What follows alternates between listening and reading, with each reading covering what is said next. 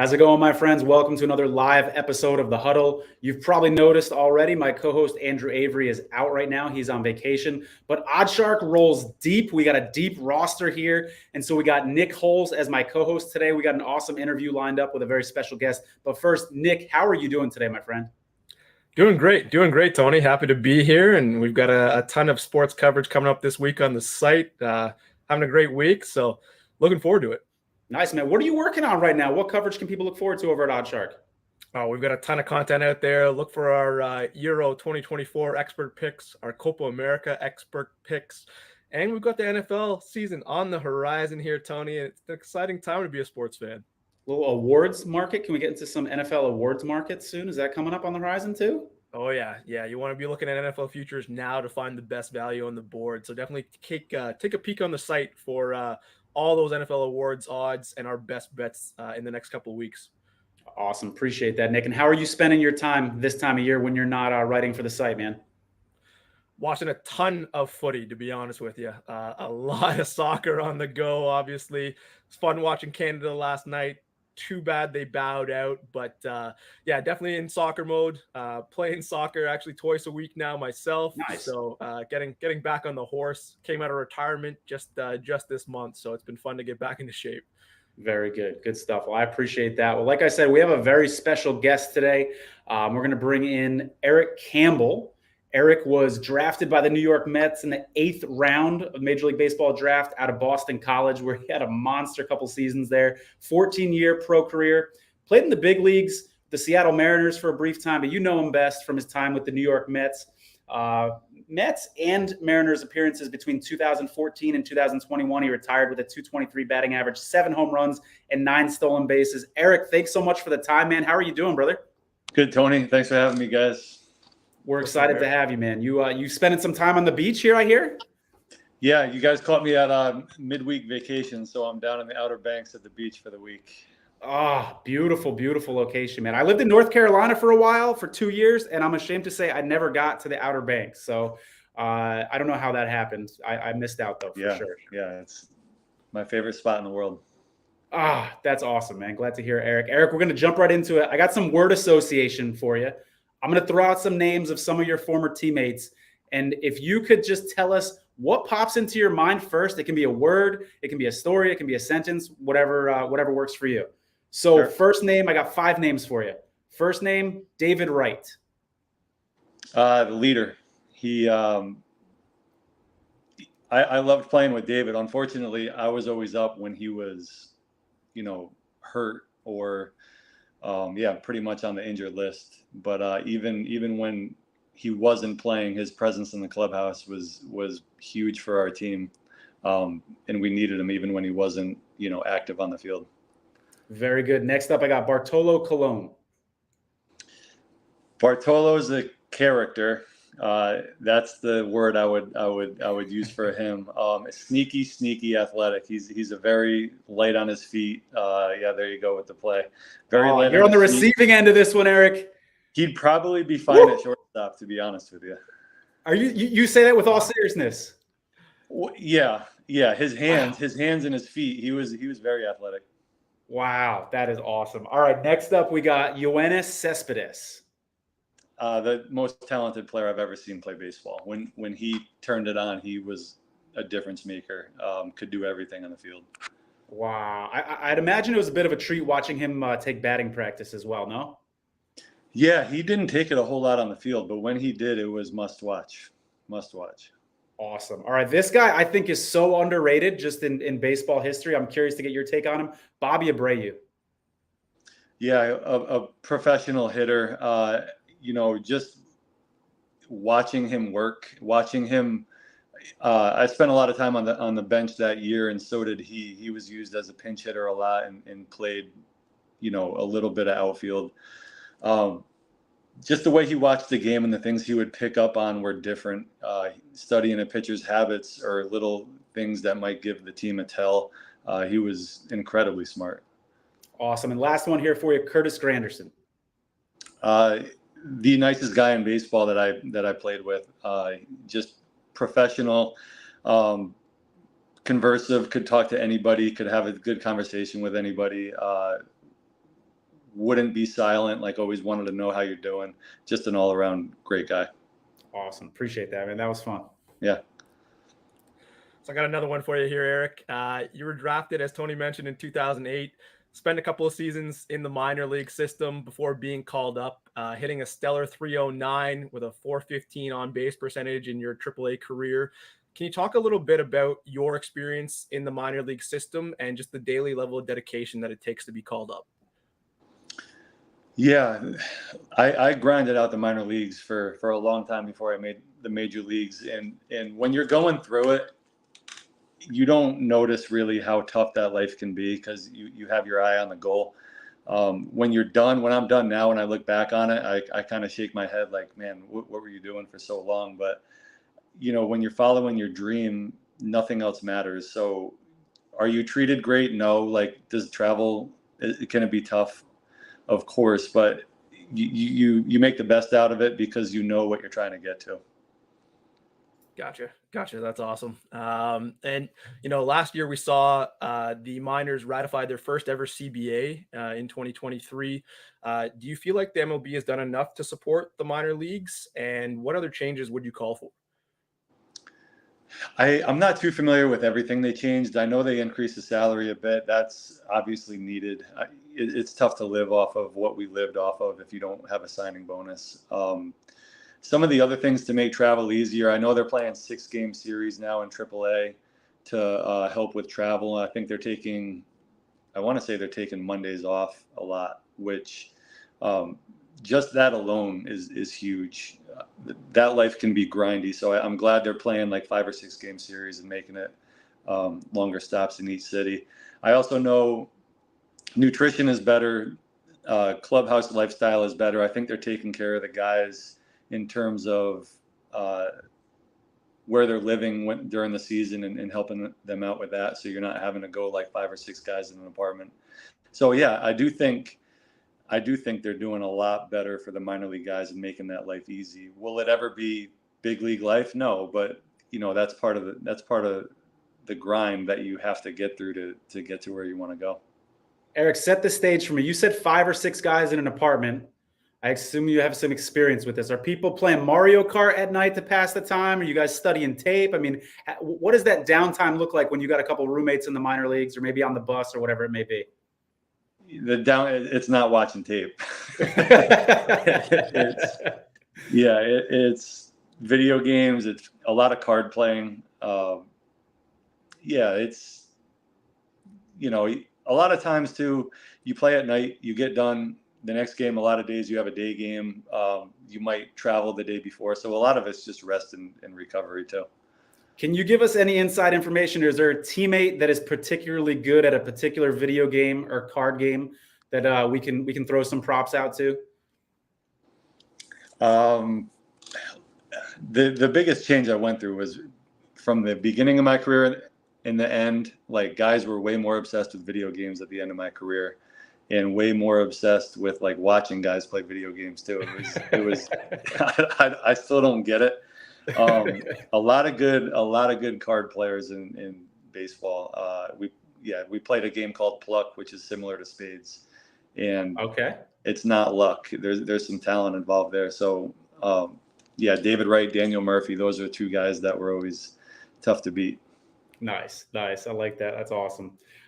Switching gears here a little bit, Eric. I'm curious if you were aware of this. Are you aware that there's a Topps baseball card out there of Lucas Duda with you on the Lucas Duda card? First, are you aware of this? Have you seen it? I'm aware. Yep. There it is, right there. So we can confirm that is definitely you, Eric Campbell, right from the horse's mouth, correct?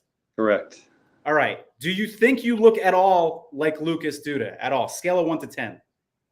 No, there's better doppelgangers out there. Me and Duda aren't similar. I don't want to get anybody in trouble over at Topps, but I thought that was pretty egregious. And my follow-up question is, if someone hands you that card to ask for your autograph at a game, do you sign it Eric Campbell or do you sign it Lucas Duda? What do you do in that situation? Yeah, I've signed it. I'm sure I've done both, just being a jerk. And I'm sure Lucas has done it too. I haven't been sent that card in a long time. My buddy actually sent it to me the other day on on Instagram, I think it was, and that's the first time I had seen that in a few years. Nice. That's awesome. Oh, that's fun. That's fun. So, Eric, you were very versatile throughout your career, playing almost every position in the big leagues except for pitcher, catcher, and center field. Did coaches ever tap you on the shoulder and ask you to work out at other positions, or did you ever find yourself approaching coaches and just saying, "Hey, like I can do that too. Put me in, coach"? I grew up playing everywhere. It was part of the camps that I went to through, just the my youth camps, and now I run things that are similar. When I had been drafted by the Mets, can you guys still see me? I don't know what. Yep, absolutely. You're good, man. Sorry. No, you're good. When I was drafted by the Mets, I started my pro career in Brooklyn, New York, and the third baseman that had been drafted the year previous to me had gotten hurt that whole his first season. So he was repeating the level, and he was a third baseman and also a pretty high round draft pick that I think they had high hopes for. So I spent the first couple of weeks not playing a whole lot, and I just went up to the manager and I said, "Hey, I can play outfield." And the next day I was taking fly balls in left field and did fine. So he put me in the lineup. And then it just kind of, from then on, I just kind of told them I could play everywhere. It turned into first, third, left, and right. I started playing second probably halfway through my Mets career. I played a lot of second base with New Orleans when I was with the Marlins. And then, a little bit of shortstop in spring training. I think I have a couple big league innings at short also. I think I've seen a photo of you in catcher's gear in the minor league. Did you catch a game in the minor leagues, or was that just warming up or something? That was spring training 2015. I knew I was going to be close making the roster, that 25th guy. And we needed an emergency catcher because I think at that point we had two pretty good hitting catchers. So if they wanted to pinch hit the catcher, I think they wanted to make sure I could play the position in a pinch and be passable. At that point you just need to keep it in front of you. So I did spend spring training with pitchers and catchers, and never had to go into a real game, thankfully, because it wasn't pretty. That's good stuff, man. Eric, you started Leather to Lumber in Old Saybrook, Connecticut. You're working with kids of all ages, helping them on their baseball skills. Two questions for you. One, how is that going? Talk to me about kind of the genesis of Leather to Lumber. And two, I'm curious, if you can talk to the parents and the Little League coaches out there, what are the skills or qualities that you're not seeing a lot of kids come in with that you feel like parents and coaches could work with their kids a little bit more, maybe before they get to you, if they're seeing any trends in this generation, et cetera? I'll start with the second question. Playing catch, playing basic catch and focusing on spinning the ball the right way when you throw it, and receiving the ball the right way, just being athletic. Playing basic catch is something that you have to do every day, and I don't think parents or players understand how much you need to do it. I do see kids come in for a lesson, and I see all kinds. So I see some kids that struggle with that, and it's well, we can't move on to anything until we can play consistent catch and keep the ball off the ground. So I think everyone is in a little bit of a rush to have to get these crazy tips. And I understand that I played pro ball, so they want the best of the best coaching. But baseball is a game where if you can't do the little things right, then you're going to struggle. So basic catch defensively, and then you can get into some of the finer points. Again, everyone's a little bit different. But the thing I see most with youth is we're not doing it enough. We think that maybe one lesson will teach us and we'll be fine, but it's a game where you have to do it a ton. So I just stress to my guys in between times that I see them, you need to play catch 5-6 times a week. And the same with hitting. Everybody wants the perfect form in hitting, but it's so much about timing. It's so much about competing, making adjustments on the fly, self-taught, understanding your own swing where, don't get me wrong, I can help a lot. It's just a lot of it needs to be done on your own. So I think just the work ethic part of it is a little bit lost compared to maybe when me and my buddies were younger. Well, if the work ethic is a part of it, you're a great guy to do that teaching. Because when I think of you, I mean, I've seen your stance change so many times and changing all the different positions, and you've evolved so much throughout your career. And I see you as that work ethic guy who's put in that work. So I think you're a great teacher. Oh, another great highlight here. Look at this. That's a bomb. Yeah, I remember. Just a little Yep. 400 footer, no big deal. Eric, can you talk to us about Leather to Lumber and kind of why you started it and how it's going so far? Well, I started it because I got done with my playing career, and I had a couple of chances to go coach professionally, and I retired more because the time on the road was getting tough. So if I went back and coached, I think it would be that same kind of lifestyle that I was getting a little bit burnt out with. But I love baseball. Like, I have a lot of guys retire and have like this hate of baseball, or like feel like they got done wrong. But I loved baseball, and I wanted to stay in it. And I think this was the best opportunity for me to do it, and be home a lot too. So I love it. Like, that's the other part of it, is I love coaching. I love seeing kids get better. I love working with kids that like have a legit interest in the game. So I love going to work every day. And even though it's maybe not, I'm not working with professionals, that's fine for me, because if I see that growth in a kid, or I see them, get to the level that they want to get to and reach their goal, like that legit makes me happy. That's awesome, man. Appreciate you sharing that. Yep. Yeah, and on that topic there, Eric, what do you think needs to change in the youth baseball system right now to just grow the game in America again? It seems like, a lot of statistics kind of point towards baseball being kind of a step behind the growth of other sports at the youth level. Is there anything that you would change there, or point parents to make that change? Yeah, I could talk about this all day. Like, I deal with a lot of youth baseball, so of course I have my opinions on it all. I think at the young ages, which is, to me, is like maybe 10 or 11 and under, there's probably, first of all, there's probably too many games. There's not enough focus on fundamentals, and the games would be completely fine if guys were really good and could throw a lot of strikes and have a lot of action in the games. I think that we're playing so many games with so few kids that can throw the ball over the plate, that there's a lot of downtime and walks and pass balls and no balls into the outfield. So I think players get bored with it quickly, and they'll want to turn to maybe some of the other sports that have more action. So last year I started a league in the fall where it's coach pitch only. And even though I'm dealing with 9 through 12-year-olds, it might be a little bit easy for the 12-year-olds, but it's constant action. I can stop a game and explain, like, hey, you should have been lined up here, you should have been backed up here, you should have thrown the ball. I like teaching that way, where there's a lot more action and keeping the kids on their feet and engaged in the game. So that's my worry with youth baseball is, number one, the game is so hard. So if you play a ton of games, you're going to fail a lot. And when the game isn't being played the right way in terms of catching and throwing the ball, it can get very boring, and it's a tough watch. So there's no easy answer. Like, I'm all for travel baseball. I'm all for Little League. I'm all for playing a lot of games. I just think we need to focus a little bit more on making it productive.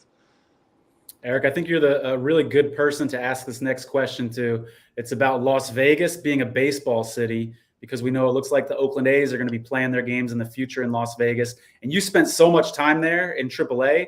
And I know you're also part of the A's organization for a brief period of time as well. So first, what's your reaction to baseball, Major League Baseball, coming to Las Vegas? It's going to be great. Like, I love Vegas. I spent a lot of time in Summerlin with the new Aviators Stadium with Oakland, but the fans are awesome. You see it at the AAA ballpark, but you also see it with the Knights in their hockey team. Like, it's one of the best places to watch a hockey game. So it's going to be great. I'm all for it. I also spent a little bit of time in Oakland, and I understand the history there, but that was getting to be a little bit, not as big a crowds as they wanted. So I think that move is going to be great. You put that very delicately. Yeah, I don't want to touch on. That's fair. Yeah, they were definitely struggling a bit, but yeah, some excitement to see that franchise move to Vegas.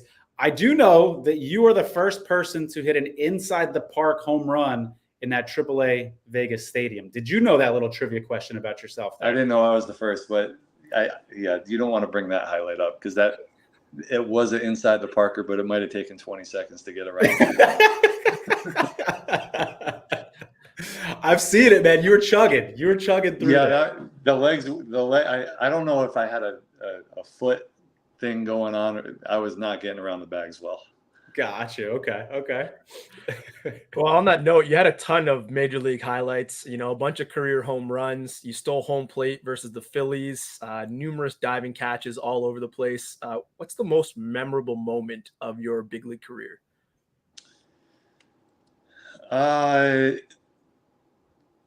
All the first, I go back to the first, like the first hit, the first home run, the first RBI, the first game.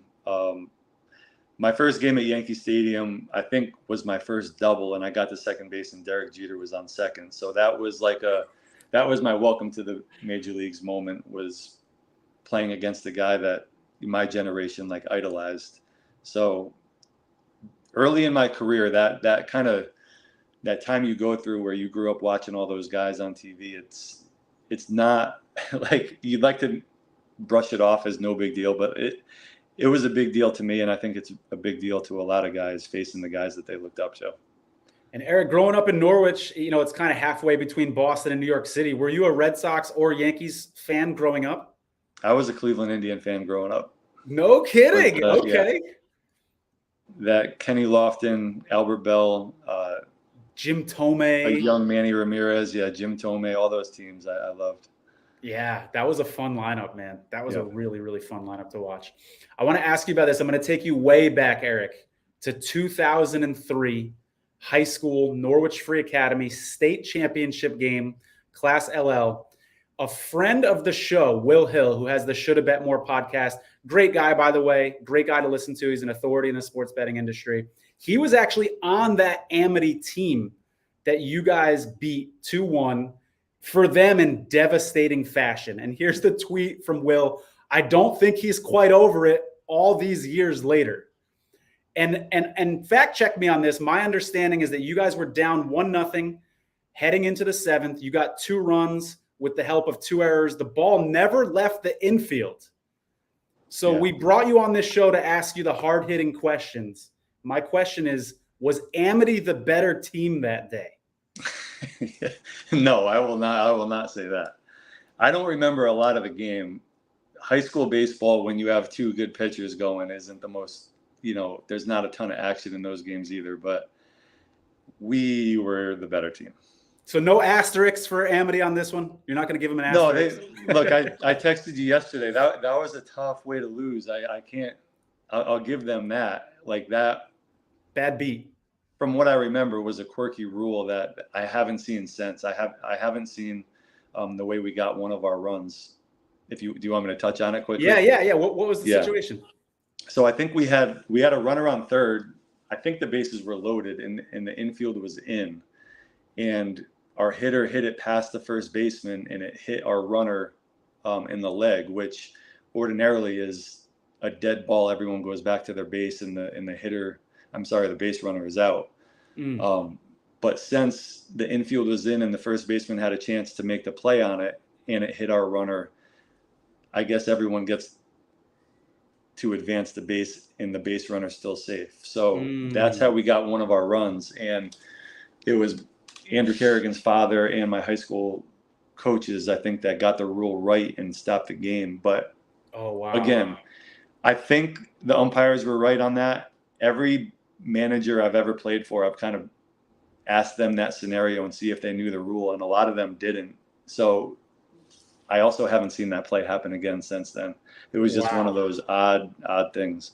They say that about baseball. You watch enough games, you're going to see something weird and strange that you've never seen before almost every game.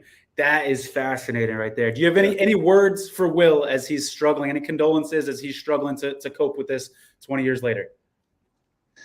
Well, look, I feel his pain because the next year we had the best team, I think, throughout my high school career, and we lost in the championship too. So I feel your pain, but I don't feel bad for you. Good stuff. Good stuff. Eric, thank you so much for your time, man. This was so much fun. What's the website for Leather? Is it Leather and then the number 2, lumber.com? Yeah, Lumber 2 Leather. Yep. And yeah, the number 2 in between them. Yeah, thank you for. So I botched it. Lumber 2 Leather, not Leather 2 Lumber. Lumber 2 Leather. Yeah. Awesome. Correct. Got it. Sounds good. Eric, thank you so much for the time, man. This was a lot of fun. You're a great resource. Really appreciate you today, man. All right. Thanks for having me, guys. Have a good one. Thanks, Take Eric. care. Nick, that was a lot of fun, man. Not every day you get to talk to a former Major League Baseball player, someone who's had a career in the big leagues. That when we had Andrew Kerrigan on, Eric's friend that he grew up with, he referred to his career as almost a Forrest Gump type career because he's got so many stories to tell and he's crossed paths with so many, good ball players and in situations like that. That was a lot of fun. What are your takeaways from this interview, man?